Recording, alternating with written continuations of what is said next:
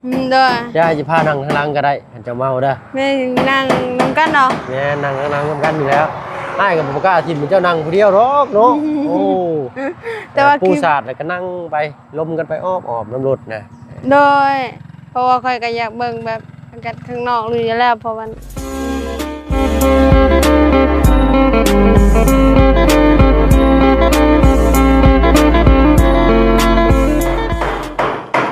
นี่ไงเนาะเปิดคลิปเปิดภาพออกมากะอยู่บ้านช่องเงินซานของน้องลังเด้อพี่น้องเด้อเนาะ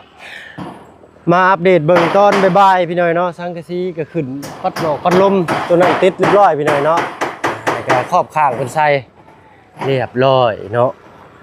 ไม้เชื้อรากับมาบาดนี่โอ้โดสีไม้สักทอง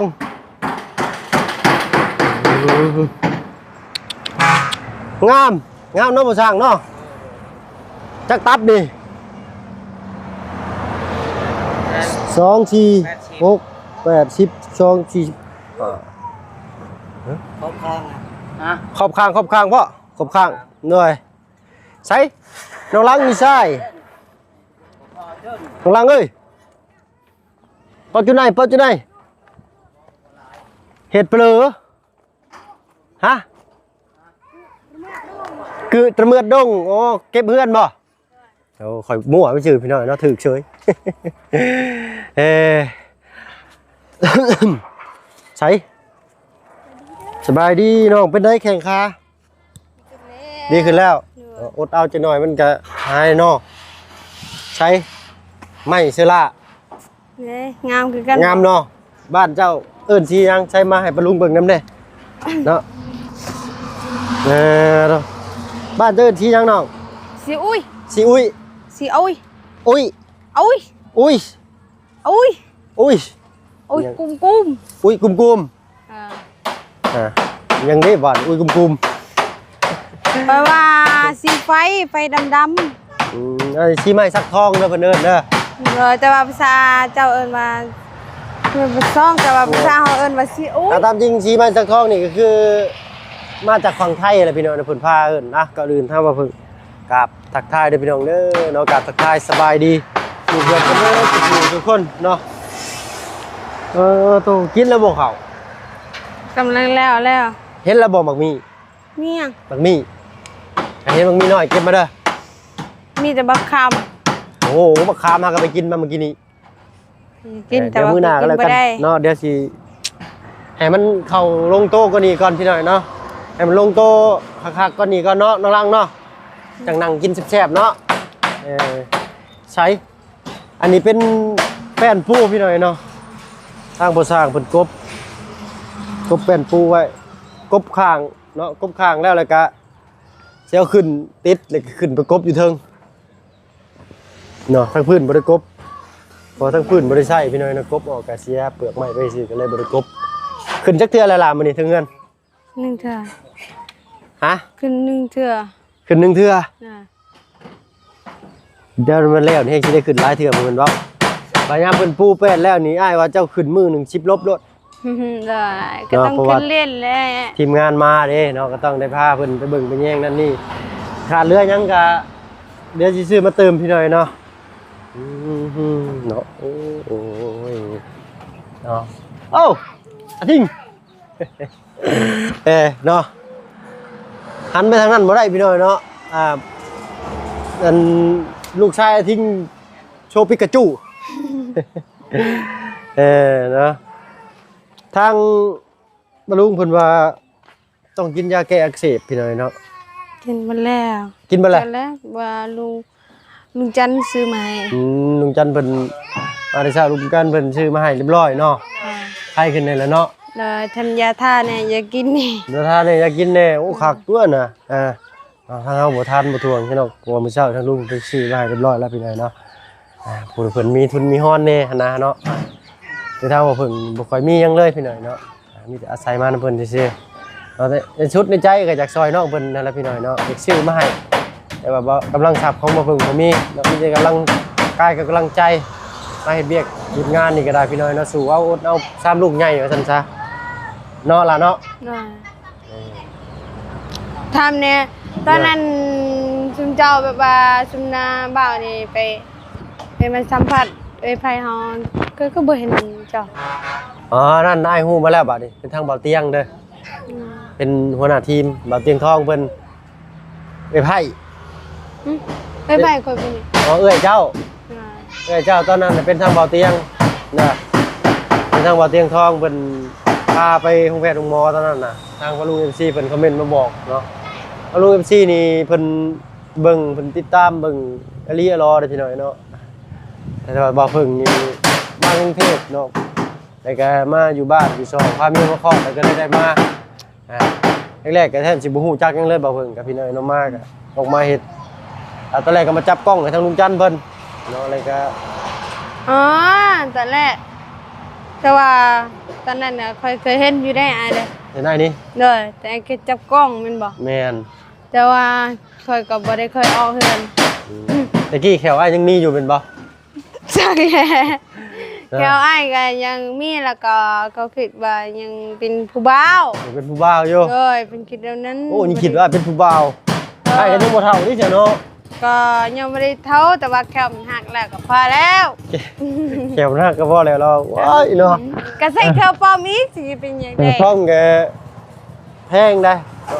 เล่มเดียวว่าใส่โอเคเลยก็ 3,000 ปลายเล่มเดียวว่าดีเลยก็ 10,000 ปลาย อยู่บ้าน เนาะแพงนะ อยู่บ้านอะไรหน่อยนี่ดิลูกเป็นผู้บ้านบ่จักเหรอเพราะว่าเพิ่นขี่รถแล้วก็ล้มนะก็เลยแขวเพิ่นออกเบิด อ่า นั่นสิเป็นหยังนั่นก็ยังแบบว่ายังเป็นไกลจะฮอดเป็นผู้บ่าวแล้ว เลย บ่ฮอด มันก็ ปี ไปใส่แขวบัดนี้ น่าจะบ่แล้วมันหมดเลยเด้ อืม มันจะบ่มีแขวเลย อันนี้ตามจริงมันหักออกเล่มหนึ่งพี่น้องแต่เล่มหนึ่งมันก็พิการว่าซั่นซะเนาะมันก็บินไปแหละแต่ ก็ ว่า มันบ่ได้เกี่ยวกับแขว บ่เกี่ยวเนาะ เนอะ มันก็อีกอย่างหนึงได้มันก็เฮ็ดให้เฮาแบบบ่กล้ายิ้มออกกว้างบ่กล้าเว้าเต็มปากอะ โอ้ นะ ยสมเจ้าได้เมียแล้วได้ลูกแล้วสิบ่กล้าเห็นหยังต้องยิ้ม แม้นแต่ก็ความมั่นใจมันก็หายไปเด้ประมาณ20%พุ่นแหละพี่น้อยเนาะนอกจากเฮาอยู่ไปดนๆแล้วเฮาคุ้นชินเนี่ยนะแบบเวลาเฮาเว้ากับคนปุ๊บเลยคือเจ้าแนมมันก็จะสิเพ่งเล็งมาใส่แขวเฮามันบ่มีอะนะมันก็ ก็คุยกัน อันนั้นไปหน่อยหนึงเนาะเฟลไปหน่อยหนึงว่าซั่นซะก็ถือว่าขาดความมั่นใจไป เนาะบ่คือเฮามีแขวเฮาเว้าโอเคแบบบอกบ่ถูกพี่น้อยเนาะแบบว่ามันบ่มีความมั่นใจเต็มร้อยอะนะว่าซั่นซะเนาะเอาง่ายๆ ก็ดีแหล้วจังนั้นก็บางคนก็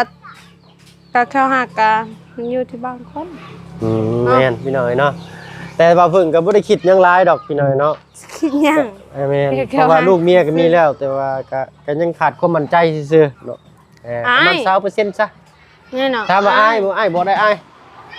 อ้ายนี่ อ้ายกับมั่นใจนี่มันต่างกันได้ เพราะว่าเราบ่ได้มั่นใจตัวเอง อืม เนี่ยว่า แต่บ่มั่นใจตัวเองน้องเพิ่นว่าเจ้าอ้ายเจ้าน่ะ คอยอ้าย นี่อ้ายบ่ได้อ้ายน่ะขนาดอ้ายแค่วองอ้ายก็ยังเว้ากับคนรถนะถ้าเจ้าลองแค่วองมึงนี่ค่อยว่าเจ้าบ่ออกมาแต่เฮือนซ้ำแม่นบ่ เขาค่อยก็ไปให้ก็เว้าว่าดีแหละ อืม มันก็อยากได้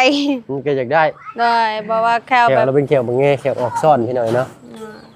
โอ้ย่านเด้เนาะอันลูกก็ทิ้งนี่เด้อเบิ่งเด้อลุงหนวดเด้อแดงเดือดเด้อโดนเลยบ่โอ้ยเนาะสำแขนนี่บ่ผัวเราหมักผัว ใช่ลูก ไปล่ะไปทางหน้าบ่ไปหาลุงหนวดนำโอ้ลมนกันไปเนาะไม่ตอกของตามมาก็คือสิครบไปแล้วบัดนี้พี่หน่อยเนาะ นี่เขาเดินได้แล้วดีใจฮะ ของล้างเพิ่นเราพี่น้องทั้งจานที่ไม่กินอยู่เนาะ เนาะ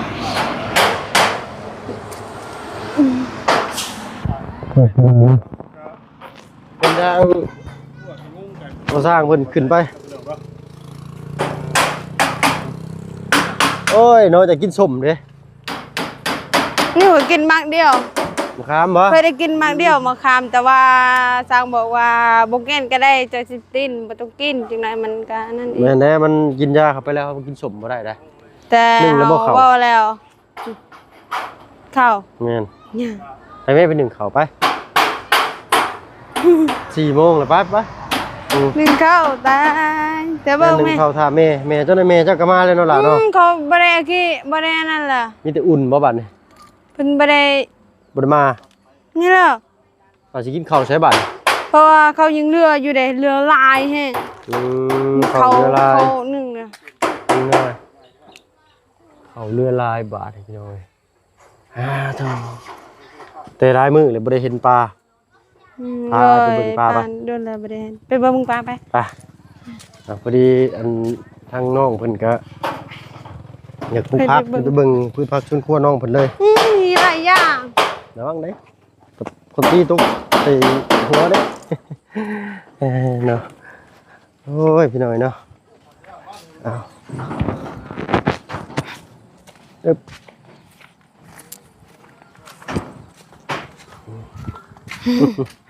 หิว วอนเพิ่นพักเพิ่นเช้าอยู่พี่น้อยเนาะโอ้ยของน้ำก็ไปเข้าเอาอยู่เพื่อนน้องทิ้งเพิ่นพุ่นละ มึงมีลายผัก มีลายพักช่ำแบบนี้เนาะ คือตายสินะ ทิกบ่ ไม่ได้ก็ไม่ได้เห็นยังผิดเลย บ่เป็นหยังดอกมันนั่นซื่อๆมันเหี่ยวแดด แต่ก็ไม่ได้ปันนั้น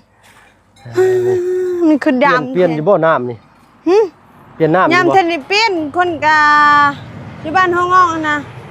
เพิ่นกว่าเฮาอีกบ่ได้เปลี่ยนเพิ่นออกก่อนเด้ โอ้ตัวใหญ่เลยเด้นี่เนาะของเจ้านี่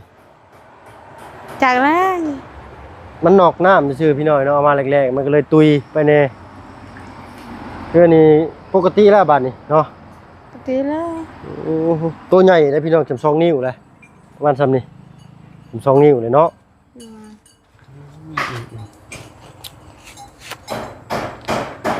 มีผักยังแน่นี่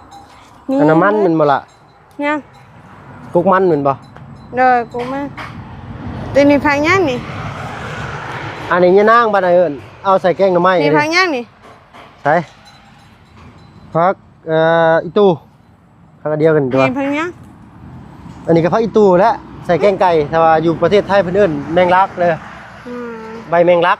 นี่ต้นยัง อันนี้ก็มะเขือ มีอะไรย่างมันสิทำได้ เอา ใจ มี หูยังทำรถขนาดหูอะไรสิบอก แน่เนาะสิทำนี่ล่ะพังยังนี่ ใช่อันนี้บ้านนายเอิ้นผักขะแยง เด้อ อยู่ฝั่งไทยเอิ้นผัก ยังตัวนี้ ขะแยงว่าซะผักขะแยงอันนี้ผักหอมเปผักหอมเสริมบ้านนายเอิ้นผักหอมเสริมแต่อยู่ฝั่งไทยเพิ่นเอิ้นสะระแหน่ ฉันละแน่ป้า เงินพังยัง บ้านนายเอิ้นผักหอมเปแต่อยู่ฝั่งไทยเพิ่นเอิ้นผักชีไปเรื่อย สาวเอิ้นว่าบักง้อ บักงอ แม่นบ่พี่น้องผักชีไปเรื่อยหรือต้นหอมไปเรื่อยเนาะ มีทุกอย่าง ผักชีหรือต้นหอมไปเรื่อยแหละทางบ่เพิ่นก็จำผิดจำถูกแล้วพี่น้อยเนาะแต่ข้าวเฮ็ดเวียกอยู่กรุงเทพนั่นสิเฮ็ดกับข้าวได้สิฮู้ชื่อผักอยู่พี่น้อยบ่ได้เฮ็ดหลายปีลืมเนาะไผตัดอันนี้ให้ล่ะ แม่ แม่ลงไปตัดเอายังตัดเอาตัดหญ้าบ่หรือผ้านี่ ผ้า เลยโอ้เราบ่ยันทางโตรอแตนเนาะ แต่ได้เฮาแบบอันนั้นตลอดบ่มีแต่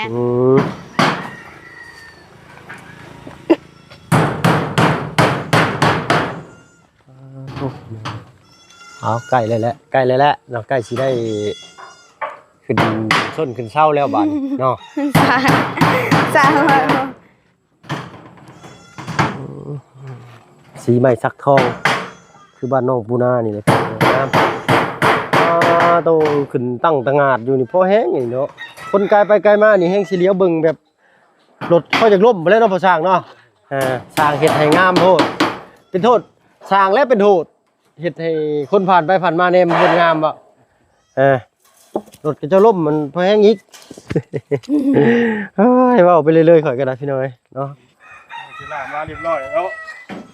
มาเรียบร้อยทางเพิ่นจัดสรรมาเรียบร้อยกินระบบอื้อนะกินแล้วมักอื้อผู้อยู่ท้ายรถผู้ กินได้บ่ได้ให้สั่งให้ต้มก็ต้องกินให้เบิด คือไม่ใช่ แม่เราต้มมื้อเช้าเด้ให้บ่กินฟักทองอันน่ะอยู่ฝั่งไทยเพิ่นเอิ้นฟักทองเด้อบักอื้อนะฟักทองว่าซั่นเด้ออันนี้บ้านเจ้าเอิ้นหยังนี่ ตะแวล ตะแวน ตะแวล กะแวน ตะแวล ตะแวน ตะแวล ตะแวน ตะแวล ตะแวนเลย ใช่นะ สวัสดีเจ้าลุงนวดพี่น้อยเนาะทางบ้านนายเอิ้นหัวสิไข่ทางฝั่งไทยฮู้บ่ ไอ้หัวหนอน เพิ่นเอิ้นตะไคร้นะเอิ้นตะไคร้ ที่ทำอย่างนี้เนาะศาลานี่ เราจะฮู้หยัง จะฮู้ทุกอย่างแหล้ว ฮู้ทุกอย่างแต่บ่เห็นภาพเลยถามบ่เป็นเนาะต้องเห็นภาพจับต้องพี่น้อยเนาะน้องเพิ่นจึงสิถามน้องเพิ่นจึงสิฮู้บอกทั้งคนเว้าก็คือจังสิเข้าใจว่าซั่นซะเนาะ เอาพอดีเลยเนาะมุงหลังคากับฟ้าฝนบ่ค่อยตกเนาะถือว่าเป็นงานดีเลยดีเลยเนาะผ้าเป็นใจอะลี ให้มันแดดแบบนี้ตลอดเนาะสดชื่น แดดอย่างนี้ตลอดสดชื่นเลย ได้ซื้อแดดดีแหละ เนาะเอาน้องเพิ่นก็อยู่เปียกอยู่นั่นมาก็หลายมื้อแล้วเนาะเลยกระทั่งเอื้อยเจ้าเนาะทางปะลุง MC เพิ่นคอมเมนต์มาว่าอยากให้พาน้องเพิ่นไปหาเอื้อยพี่น้องอยากเห็นเอื้อยน้องเพิ่นจักเทื่อนึง ครับ แต่ถ้ามานี่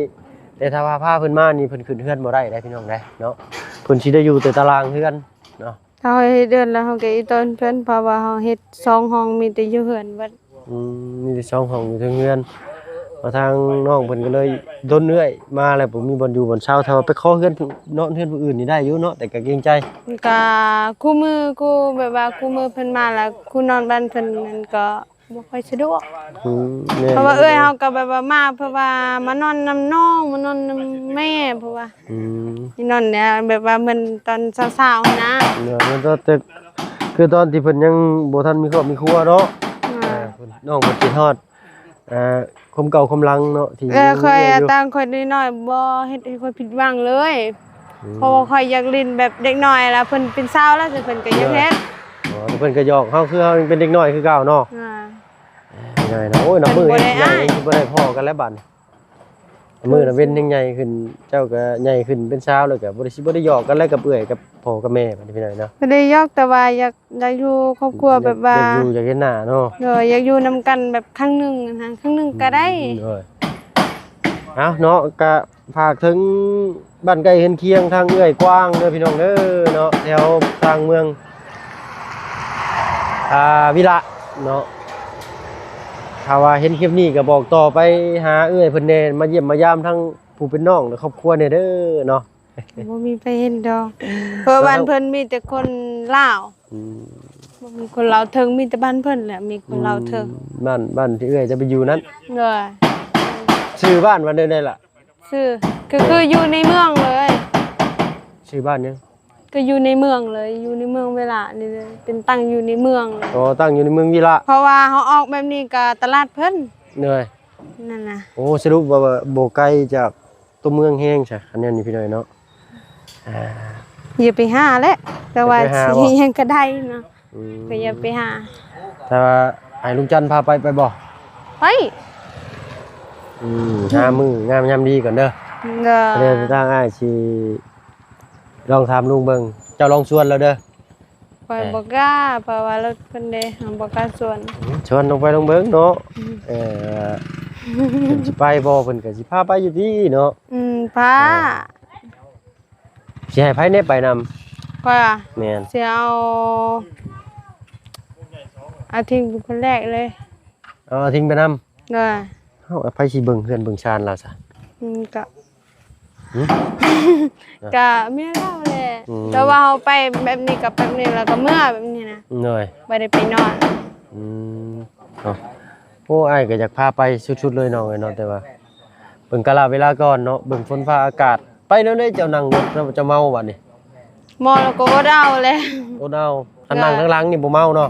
เด้อย ายสิพานั่งข้างหลังก็ได้อันจะเมาเด้อ แม่นั่งนำกันเนาะ แม่นั่งข้างหลังนำกันอยู่แล้วอ้ายก็บ่กล้าทิ่มเจ้านั่งผู้เดียวหรอกเนาะโอ้ แต่ว่า ปูสาดแล้วก็นั่งไปลมกันไปอ้อมๆน้ำรถนะ โดยเพราะว่าค่อยก็อยากเบิ่งแบบอากาศข้างนอกอยู่แล้วเพราะว่ามันมีอันนั้นเด้อยู่บ้านเพิ่นมุ่ง เหนื่อย อยู่มันแบบว่าแบบนี้เด้ผู้แบบว่าใกล้ๆกันเลย เหนื่อยเนาะทางยาก ตอนนี้ทางมันก็มีคนเฮ็ดแล้ว เหนื่อยเนาะมาดีทางลุงนวด สมัยนี้ รอบจ้ะ สองแล้ว ไม่บุญเจ็บได้บ่ ฮ หายแล้ว โอ้เจอยาดีลุงจันทร์เข้าไปว่ะ ถ้าเคยบ่ได้เจ็บแล้ว แต่เด้อว่าผีเด้อบ่เป็นผีผีนี่คือผีหลอกคนเออ แล้วคนบอกนะมีน่ะก็ว่าผีมันบอกไม่หยังผีก็ว่าผีเอาซะนะ ผีนี่คืออันผีหลอกคนผีเล่ร่อนนะคือผีในจินตนาการน่ะอันนี้มันเป็นตุ่มนะคือเอิ้นฝีหัวฝีหรือว่าหัวนองหัวอักเสบข้างในนะว่านั้นเนาะ โอ้พ่อเพิ่นอยู่ห้องน้ำบ่นี่ เราพักผ่อนหย่อนขาอยู่หั่นนะเนาะบ่มีบ่อนอยู่เด้ซะสิผูกชะนีก็บ่ได้ยามมันโง่ยลงโอนเฮงบ่ได้อยู่ได้อยู่แต่ว่าผูกไปโอนน่ะมันสิหัก เพิ่นก็เลยย้ายไปอยู่พุ่น มาอีกแล้วมาเลยจัดเลยมันบ่ โอ้แดงเดือดบ่ทางน่ะโอ้ข่อยว่าเช็ดแท้ๆข่อยว่านี่เนาะโอ้ลูกกระทิงโอ้ ทำไมนะ ลูกกระทิงพี่น้อยเนาะเพิ่นบ่มักใส่เครื่องห่มกายว่าซั่นซะ ไม่เดี๋ยวไว้ เนาะ ชงเป็น มีแต่โชว์ปิกาจูตลอดเลย เอาไว้บ่ดีนะก็เลยแบบขาดเบิดแล้ว เชื่อขาดจงขาดเบิดเนาะโอเคเนาะมื้อหน้าฟ้าใหม่โอกาสดีๆมื้อดีๆมื้อทางนั้นเดี๋ยวสิพาไปเถอะตามลุงจันทร์ชวนแล้วนำเด้อ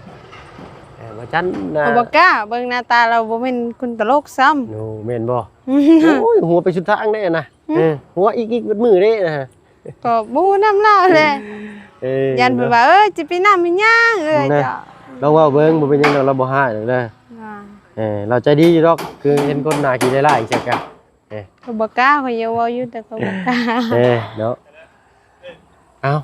จังได๋ก็จังว่ากันตื่นอีกพี่น้อยเนาะไกลเด้ผู้บ้านอยู่เมืองวิระผู้